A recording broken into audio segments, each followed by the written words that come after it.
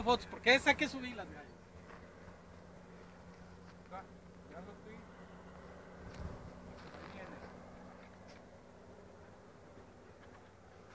Ahí viene. A 80 kilómetros por hora.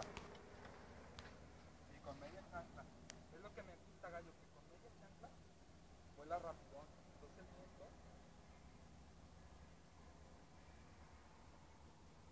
600 metros. 600 de altura. Le desaceleré. Sí se ve un poquito blanco.